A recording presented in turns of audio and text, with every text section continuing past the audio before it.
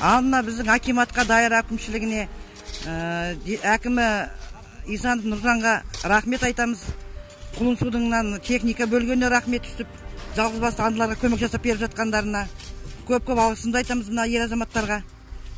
Енді жұмыстарын ерге басып, көмектесіп тұрса, көп рахмет енді. Ауылдан әкіміне, ауылдық әкімге, өзіміздің Нұржанға алғысым шексіз енді осындай жалғызбастыларға көмек жасап жатқанына.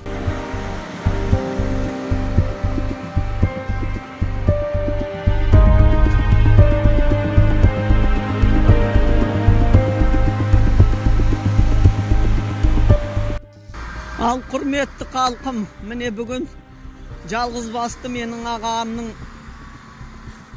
үйіне келіп, міне әкімшіліктен міне трактормен есігінің алдын күреп жатыр. Мен үлкен рахмет айтам осы ауыл әкімінің ұжымына, ауыл әкіміне Исанов Нұржанға, онан кейін мына Құлын су бастығына рахмет айтам. Келе жатқан Наурыз мейрамымыз құтты болсын, деніміз сау болсын. Аман есен келесі жылға шейін көріне берейік. Жаңа жылымыз құтты болсын, береке бірлік болсын.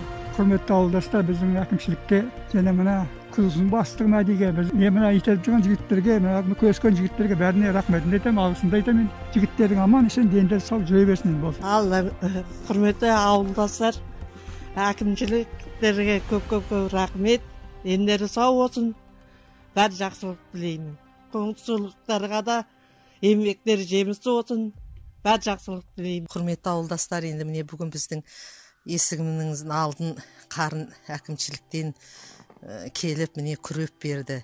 Мына әкімшілікке, ауыл әкіміне, консул бастығы Мәдиге және мына ауыл әкімдегі жігіттерге көп рахметімді айтамын.